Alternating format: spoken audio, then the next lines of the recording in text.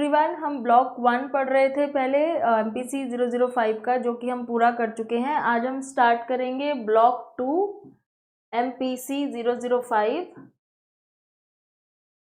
Block 2 का unit 1 है सर्वे research, और हम MPC 005 पढ़ रहे हैं इग्नू का। और सर्वे रिसर्च टॉपिक में हम ये पढ़ेंगे कि सर्वे रिसर्च का मीनिंग क्या होता है, इसमें क्या स्टेप्स होते हैं, किस तरह के मेथड्स और इंस्ट्रूमेंट्स यूज़ करते हैं सर्वे रिसर्च में, किस तरह क्वेश्चंस पूछे जाते हैं, कितने टाइप के क्वेश्चंस होते हैं, और इसके एडवांटेजेस और डिसएडवांटेजेस क्या होते हैं। तो यहाँ से इंट्रोडक्शन से शुरू करते हैं। इंट्रोडक्शन में ये कह रहे हैं कि ये बहुत ही रेलेवेंट टेक्निक है, सबसे ज़्यादा यूज़ होने वाली टेक्निक है जो हम सर्वे रिसर्च करते हैं। सर्वे रिसर्च का क्या मतलब होता है? लोगों से डेटा कलेक्ट करना, लोगों से क्वेश्चन आंसर करना। जो आपका सैम्पल है, सैम्पल तो आपने लास्ट वीडियो में देखा ही होगा कि सैम्पल क्या चीज़ होती है, वो आपको समझ में आ गई होगी, हम पढ़ चुके हैं। तो जो आपके सैम्पल में होते हैं जो लोग, उनसे जब आप डेटा लेते हो, पूछते हो, क्वेश्चन आंसर करते हो, चाहे वो ओरली हो, चाहे वो रिटन हो, लिख कर हो, कैसे भी हो, तो वो जो डेटा कलेक्टिंग टेक्निक है उसमें सर्वे रिसर्च एक मोस्ट ही रेलेवेंट टेक्निक है, जो सबसे ज़्यादा यूज़ होने वाली टेक्निक है। सर्वे का मतलब ये कहते हैं कि सर्वे करने का मतलब होता है इन्वेस्टिगेशन और एग्जामिनेशन करना, या आप 1 to 1 किसी का इंटरव्यू ले रहे हो, कुछ उससे फीडबैक लेने के लिए, ये भी हो सकता है, या आप पेन और पेंसिल का यूज़ करके लिखवा रहे हो, ये भी हो सकता है। फिर उसके बाद कॉन्सेप्ट एंड मीनिंग ऑफ सर्वे में दे आर सेइंग कि ये नॉन एक्सपेरिमेंटल मेथड है। नॉन एक्सपेरिमेंटल का मतलब क्या है? कि ये मेथड लैब में नहीं हो रहा है, इसके अंदर आपने कोई भी चीज़ कंट्रोल नहीं करी है। There are no control conditions. Lab experiment में क्या होता है, आप अपने हिसाब से एक्सपेरिमेंट में कंट्रोल करते हो बहुत सारी चीज़ें, बट ये जो ऑब्जर्वेशन हो रही है ये कंट्रोल कंडीशन में नहीं हो रही, आप नेचुरल कंडीशन में ही लोगों से पूछताछ कर रहे हो, सर्वे कर रहे हो, इसलिए ये नॉन एक्सपेरिमेंटल मेथड है।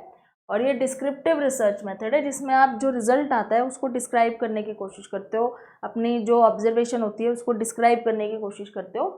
तो it is one of the quantitative method में आता है, use for studying large sample. जब हमारा सैम्पल लार्ज हो, तो ये जब आपको क्वेश्चन पूछा जा सकता है कि सर्वे मेथड कब बेस्ट है, जब बहुत लार्ज सैम्पल होता है तो सर्वे मेथड से ही डेटा कलेक्ट करना ईजी रहता है, that is why it is use. और with the help of standardise questions होते हैं, कुछ क्वेश्चंस पूछे जा सकते हैं, इंटरव्यू लिया जा सकता है on a sample of respondents. जो आपका सैम्पल है पॉपुलेशन में से जिनको आपने चूज़ किया है, जो हम ऑलरेडी पढ़ चुके हैं कि हम सैम्पलिंग कैसे करते हैं। And the method of survey research is one of the technique of applied social research. Applied social research की टेक्निक क्यों है? क्योंकि हम लोगों से बात कर रहे हैं, यहाँ पे सोसाइटी इन्वॉल्व है, that is why it is a social research. तो it is helpful in collection of data both through direct and indirect. अब डायरेक्ट में फेस टू फेस इंटरव्यू, जब आप सामने खड़े होकर पूछ रहे हो वो तो डायरेक्ट हो गया, और जब आप लोगों की इनडायरेक्ट ऑब्जर्वेशन करते हो खाली कि कितने लोग लाइब्रेरी जाते हैं, कितने नहीं जाते हैं, आप जस्ट ऑब्जर्व कर रहे हो, तो वो इनडायरेक्ट हो गया, हमसे डायरेक्ट बात नहीं कर रहे। फिर इसमें क्या स्टेप्स इन्वॉल्व हैं? इसमें काफ़ी सारे स्टेप्स आपको दिए हुए हैं, लेकिन आपको खाली मतलब इतना ज़्यादा आपको मटेरियल याद करने की ज़रूरत नहीं है। जस्ट रिमेंबर कि उस स्टेप का नाम क्या है, उसके अंदर आप लिख सकते हो बना के कि वो क्या कह रहा है। जैसे स्टेप 1 है determination of the aim and objective of the study. तो आपने जो स्टडी करनी है उसकी बेसिक एम क्या है, ऑब्जेक्टिव क्या है, आप क्या डेटा कलेक्ट करना चाहते हो, आप किस चीज़ पर रिसर्च कर रहे हो, वो आपको पहले, सबसे पहली चीज़ तो यही होती है कि हम अपनी स्टडी के एम एस्टैब्लिश करते हैं। तो researcher have to come up with their basic aim and objectives, ताकि पता चले कि डेटा कलेक्ट क्या करना है। फिर define the population to be studied, कि आपकी टारगेट पॉपुलेशन कौन होगी, जिससे आप पूछोगे, क्वेश्चन आंसर्स पूछोगे, जिसका डेटा कलेक्ट करोगे वो कौन लोग होंगे।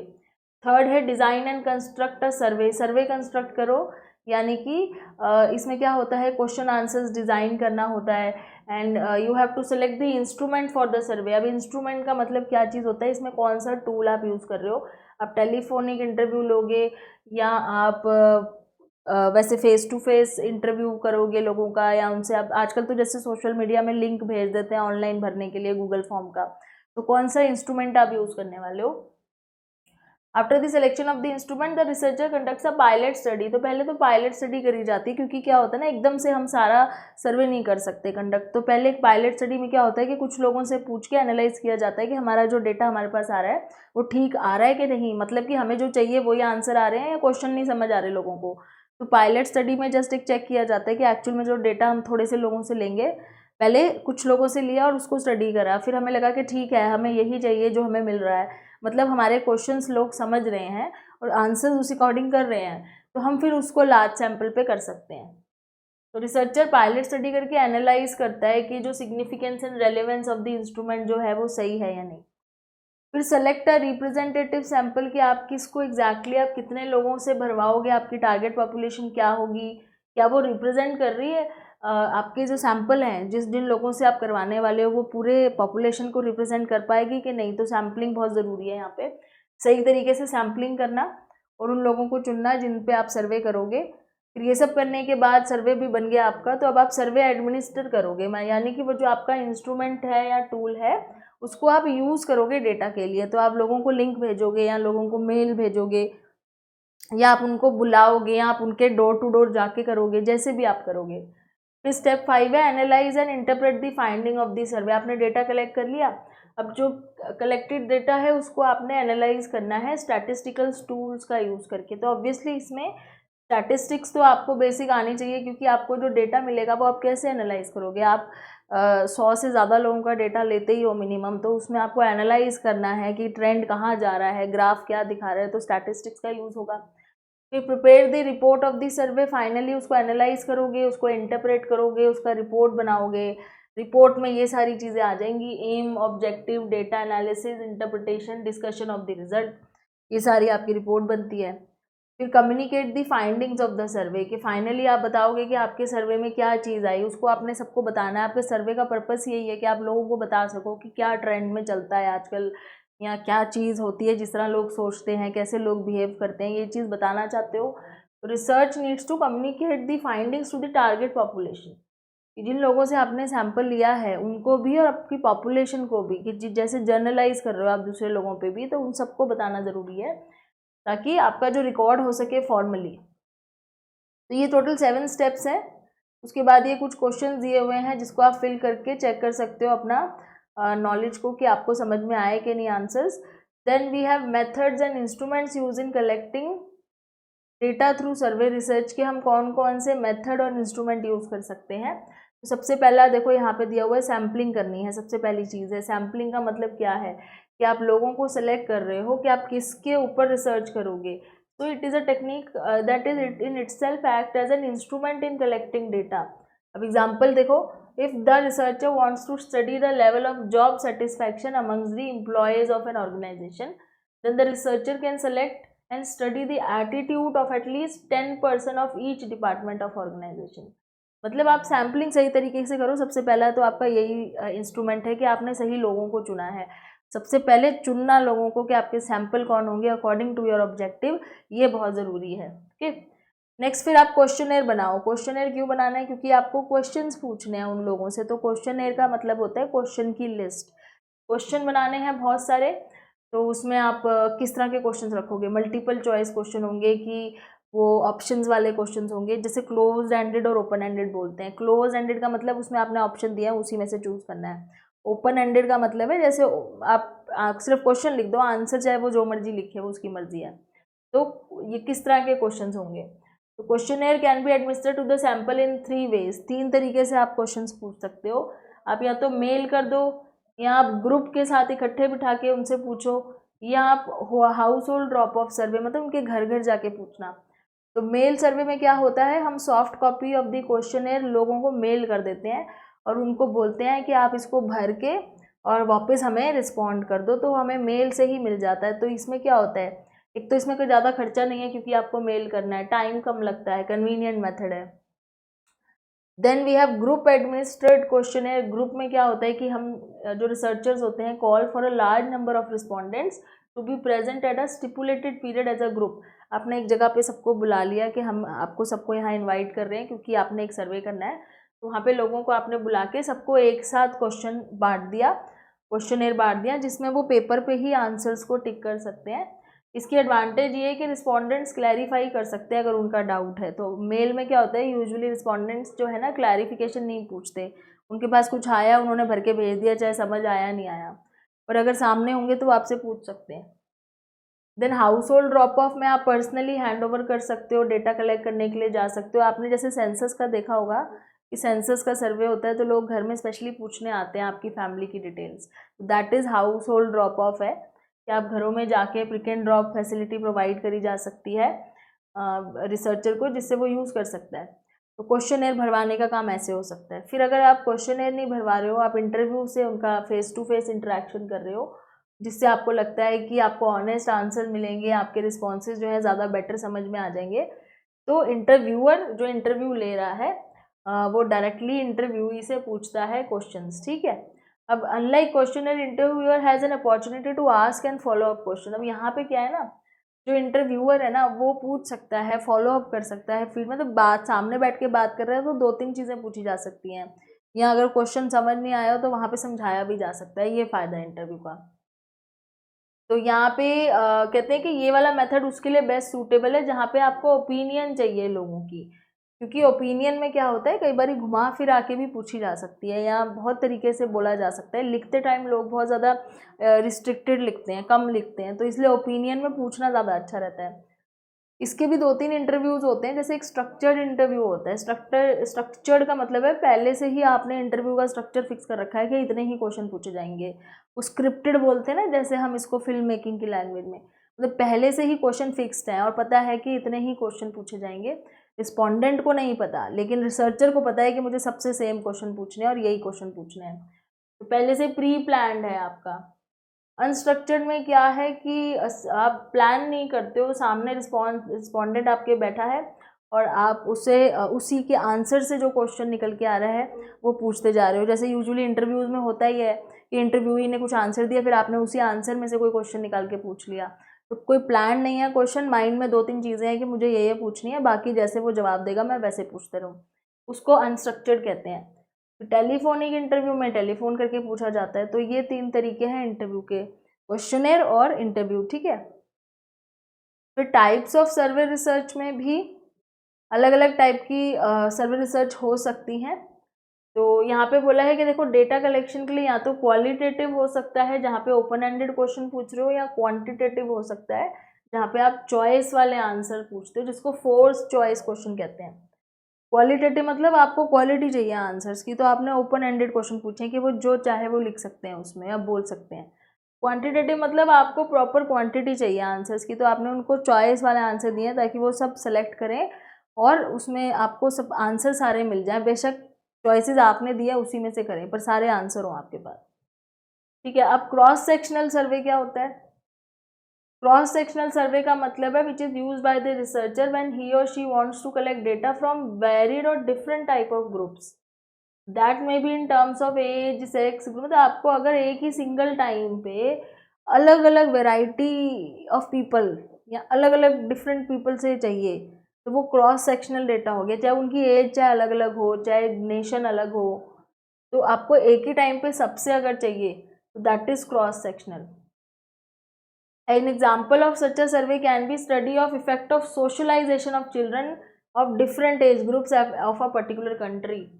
कि मतलब एक कंट्री में जितने भी स्टेट्स हैं उन सब में जितने भी बच्चे हैं, चाहे वो कितने भी एज के हों, सारे एजेस ग्रुप को आपने कवर कर लिया, सारे स्टेट्स को कवर कर लिया और उनकी सोशलाइजेशन पैटर्न पढ़ रहे हो, तो क्रॉस सेक्शनल हो गया। मतलब आपने हॉरिजॉन्टली बहुत बड़ा एरिया कवर करा है, उसमें अलग अलग जेंडर, अलग अलग एज, अलग अलग स्टेट, सबके बच्चे इन्वॉल्व हैं, ये हो गया क्रॉस सेक्शनल। तो ये आप समझ लो कि हॉरिजॉन्टली स्प्रेड कर रहे हो आप, उसको क्रॉस सेक्शनल कह लो। अब लॉन्गिट्यूडनल में आपका क्या होता है? Study the same sample for a longer period of time. इसमें सैंपल सेम है लेकिन आप टाइमलाइन जो है बहुत लंबी है, आप उसको बहुत लंबे समय तक स्टडी कर रहे हो सेम लोगों को, तो ये लॉन्गिट्यूडनल मतलब एक तरह से वर्टिकली लॉन्गिट्यूडनल है टाइमलाइन में। So this type of research is only when the subjects want to study the same sample for a longer period of time।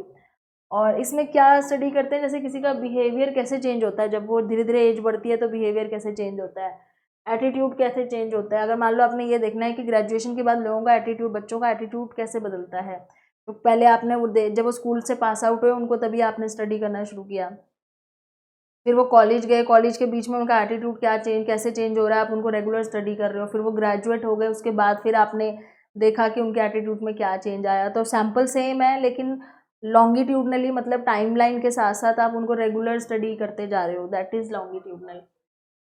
And religious effects और एनी इवेंट, मतलब long time से लोगों के अंदर क्या change आ रहा है, अब इसमें भी 3 टाइप से हो सकता है। इसमें कह रहे हैं एक तो ट्रेंड की स्टडी होती है, कैसे ट्रेंड बदल रहा है लोगों में, ठीक है। एक कोहोर्ट स्टडी होती है, कोहोर्ट स्टडी में ग्रुप की स्टडी करी जाती है, और एक पैनल स्टडी होती है। इसको हम डिटेल में देख लेते हैं। ट्रेंड स्टडीज में क्या होता है, when the researcher needs to analyse a trend of a phenomena, trend check करना है अगर किसी चीज़ का, कैसे कैसे ट्रेंड बदल रहा है। जैसे फैशन की स्टडी नहीं होती, फैशन कैसे हर साल बदलता है, जैसे कॉलेज गोइंग स्टूडेंट्स में फैशन कैसे बदलता है हर साल, तो उसमें क्या है कि वो ट्रेंड की स्टडी हो रही है। The sample of the selected population might not be the same over a period of time, they might have shifted or not available for various reason, but they belong to the same population. इसका मतलब ये है कि लोग हो सकता है बदल गए हों, लेकिन वो उसी पॉपुलेशन के अंदर ही आते हैं। जैसे मैंने बोला है कि हम ये देख रहे हैं कि कॉलेज गोइंग बच्चों में कपड़ों का फैशन कैसे हर साल बदलता है। अब कॉलेज गोइंग बच्चे तो बदलते रहेंगे, हर साल बच्चे पास आउट होंगे, फिर नए बच्चे आएंगे, पास आउट होंगे, हम हर साल स्टडी कर रहे हैं ट्रेंड कैसे बदल रहा है। लेकिन बच्चे बदल रहे हैं, सैंपल के अंदर जो लोग हैं वो बदल रहे हैं, लेकिन उनका करेक्टरिस्टिक तो वही है तो वो कॉलेज में जाने वाले बच्चे ही, जो हमारा टारगेट है कि कॉलेज गोइंग है, हमारी पॉपुलेशन का टारगेट है, टारगेट पॉपुलेशन है कॉलेज गोइंग, तो वो टारगेट पॉपुलेशन तो सेम है कि वो कॉलेज गोइंग ही है, चाहे उसके अंदर के लोग बदल रहे हैं। तो हम क्या कर रहे हैं, लॉन्गिट्यूडनल ट्रेंड स्टडी कर रहे हैं कि हर साल कई सालों तक हम देख रहे हैं कि कैसे कैसे ट्रेंड बदलता है, फैशन बदलता है।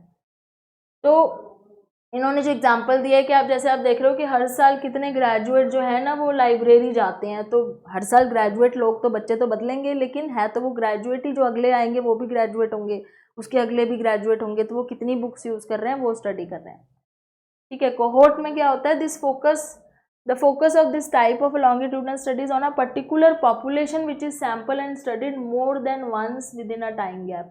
अब इसमें ना सैंपल नहीं बदलेगा, लोग नहीं बदलेंगे, उन्हीं को हम थोड़े थोड़े टाइम गैप के बाद चेक करते जाएंगे, उनके ऊपर स्टडी करेंगे। हमारा कोहोर्ट यानी कि ग्रुप सेम रहेगा, मतलब वो बच्चे पहले फर्स्ट ईयर में आए तो आपने उनको स्टडी करा, ठीक है, फिर वो सेकेंड ईयर में आए, फिर से उन्हीं बच्चों को स्टडी करा, उन्हीं कॉलेज के उन्हीं बच्चों को, फिर थर्ड ईयर में आए, तो कोहोर्ट सेम है, ग्रुप सेम है। एग्जाम्पल क्या है, investigation of the number of graduates of the year 2009 who have been actively using library for 4 years later, and the researcher may examine the same issue on another sample।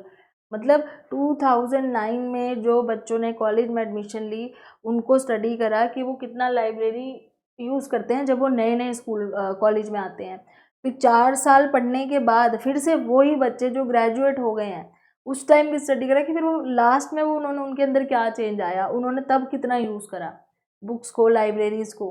तो बच्चे वही हैं, sample वही है, आपने उसको 4 साल बाद दोबारा स्टडी करा उन्हीं के ऊपर टाइम गैप के बाद, उसको कोहोर्ट स्टडी कहते हैं। इसमें देखो कंपैरिजन अगर हम करें कि ट्रेंड और कोहोर्ट का क्या मतलब है, तो trend look at the different sample for the same population at different time. Trend में हमारे सैंपल बदल रहे हैं, बच्चे पास आउट होते जा रहे हैं, नए बच्चे आ रहे हैं, हम खाली ये देख रहे हैं ट्रेंड कैसे बदल रहा है। हम डिफरेंट सैंपल को देख रहे हैं हर साल यानी कि डिफरेंट टाइम पे, लेकिन वो पॉपुलेशन वही है कि हमारा मतलब है कि कॉलेज गोइंग होने चाहिए, तो है तो कॉलेज गोइंग ही, बस लोग बदल रहे हैं। कोहोर्ट में क्या होता है, सेम ग्रुप होता है, लेकिन उसी को हम अलग अलग टाइम पे देखते हैं कि फर्स्ट ईयर में कैसे कपड़े पहनते थे, सेकंड ईयर में कैसे पहने, थर्ड ईयर में कैसे, फोर्थ ईयर में कैसे, और उसके बाद जब ऑफिस जाने लगे तो उन्होंने उनके कपड़ों में क्या चेंज आया, लेकिन वो लोग वही हैं, सैम्पल सेम है, वो कोहोर्ट हो गया। अपने कोहोर्ट में आपके लोग सेम रहेंगे, ठीक है।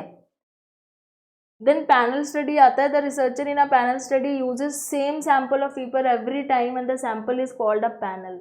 अब इसमें क्या होता है, same sample of people every time panel ले लिया जाता है, पैनल में कुछ लोग होते हैं, हर बार उन्हीं के ऊपर ही, उन्हीं को बुला के उन्हीं से रिस्पॉन्सेज लिए जाते हैं। Studies use in order to investigate changes in attitude, behaviour, ये सब चीज़ें चेक करने के लिए, तो ये फोकस स्टडी है। फोकस मतलब कुछ ही लोगों के ऊपर फोकस है। For example, researcher may study the library usage trend among the graduate students and ask them the question related to the, अब ग्रेजुएट स्टूडेंट्स की स्टडी हैबिट्स की हम बात कर रहे थे, ठीक है। Thereafter the researcher may ask the same group of panel similar questions and also reason behind changes. फिर क्या हुआ, जब उनके कुछ टाइम बाद दोबारा से उनको बुलाया, फिर पूछा कि अब आपकी हैबिट में क्यों चेंज आ रहा है, उन्हीं से दोबारा पूछा जा रहा है कि अब आपको क्या लग रहा है, क्या चेंजेस आ रहे हैं, क्यों, मतलब वो एक पैनल फिक्स कर लिया और उन्हीं लोगों को बुलाना है। इसमें एक डिसएडवांटेज ये होती है कि कई बार ये लोग ना अवेलेबल नहीं होते, कई बार ये लोग जा चुके होते हैं, मतलब ये छोड़ के चले गए, शिफ्ट हो गए, तो ये प्रॉब्लम आती है पैनल वाले में। ठीक है, अब ये 3 तरह की जो हैं इनको अगर हम कंपैरिजन करें तो देखो पॉपुलेशन और सैंपल के बेस पे अगर हम कंपेयर करें तो ट्रेंड में पॉपुलेशन सेम रहती है लेकिन सैंपल चेंज हो सकता है। पॉपुलेशन सेम रहती है, जैसे स्कूल के बच्चे हैं 12th पास कर रहे हैं तो वो स्कूल के बच्चे ही रहेंगे, लेकिन वो हर साल बच्चे नए आ जाएंगे, तो सैंपल चेंज हो रहे हैं लेकिन पॉपुलेशन सेम है।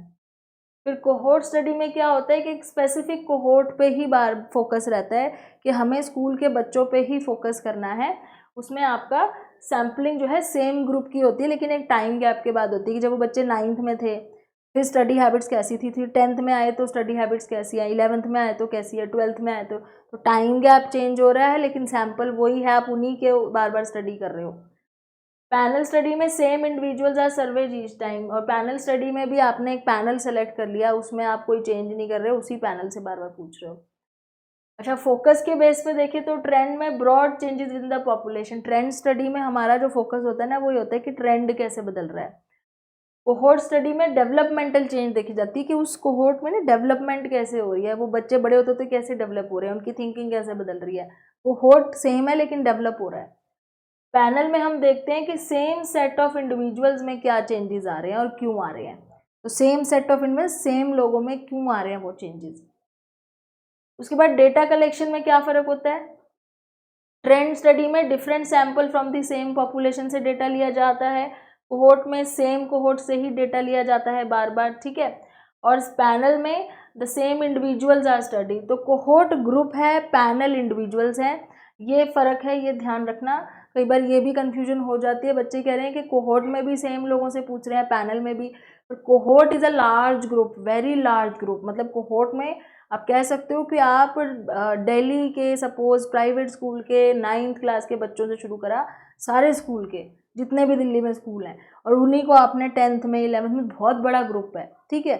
But panel is a individual, मतलब सिंगल इंडिविजुअल्स हैं, कुछ कुछ सेलेक्टेड लोग हैं जिनसे आप पूछ रहे हो, आप उन्हीं लोगों से पूछ रहे हो, आपको इंडिविजुअल्स पता है कि आपने किससे पूछना है।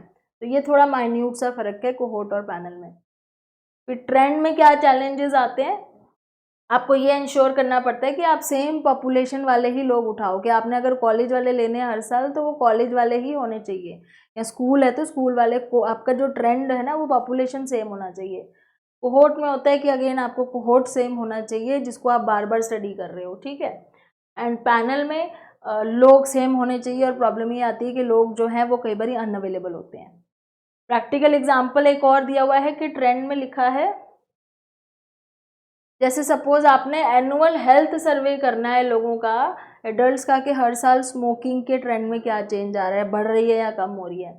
कोहोर्ट में लॉन्ग टर्म करियर प्रोग्रेशन कर रहे हो आप किसी का, कि अगर इस कॉलेज के बच्चे जब आते हैं यहाँ पे और यहाँ से पढ़ के जाते हैं तो आगे वो कितने सक्सेसफुल होते हैं, तो आप कोहोर्ट में उस ग्रुप के ऊपर स्टडी कर रहे हो कि आगे जो ग्रेजुएट हुए हैं आगे कितने सक्सेसफुल होते हैं ये बच्चे। इसमें क्या होता है ना, जैसे सपोज एक लुई टर्मेन की भी ये बहुत फेमस स्टडी है कि उन्होंने जीनियस बच्चों के ऊपर कुछ 130 के आसपास जीनियस जो बच्चे थे, कुछ बच्चे थे जिनकी IQ 130 के ऊपर थी, जिनको जीनियस कहा जाता है, उनकी स्टडी करी थी कि वो ग्रेजुएट होने के बाद कितने सक्सेसफुल रहते हैं लाइफ में। तो वो पर्टिकुलर एक ग्रुप कोहोर्ट होता है जो जीनियस बच्चों का ग्रुप है, उसको कोहोर्ट कहेंगे, जिनके ऊपर उन्होंने लॉन्गिट्यूडनल स्टडी, लाइफ टाइम उनकी स्टडी करी थी कि वो कितने सक्सेसफुल रहते हैं अपनी लाइफ में आगे। सिर्फ पढ़ाई में सक्सेसफुल होने से क्या वो जॉब में भी सक्सेसफुल होते हैं, क्या वो अपनी पर्सनल लाइफ में भी होते हैं, वो कोहोर्ट स्टडी का एग्जाम्पल है। फिर पैनल में देखा है tracking the same set of voter over multiple election to understand changes, कि मतलब अपने same set of voter, same लोगों को पकड़ लिया और उनकी वोटिंग की क्या क्या मतलब कैसे कैसे वोटिंग का उनका चेंज होता है ओपिनियन, या कैसे वो अपनी प्रेफरेंस चेंज करते हैं, उसको आप स्टडी कर रहे हो सेम लोगों की, वो पैनल का एग्जाम्पल है। तो ये हम पढ़ चुके हैं। अब हम आगे कंटिन्यू करेंगे नेक्स्ट वीडियो में कंस्ट्रक्टिंग अ सर्वे रिसर्च से। और आपको समझ में आ गया हो तो प्लीज़ इस वीडियो को लाइक करिए, शेयर करिए, सब्सक्राइब करिए, एंड थैंक्स फॉर वॉचिंग।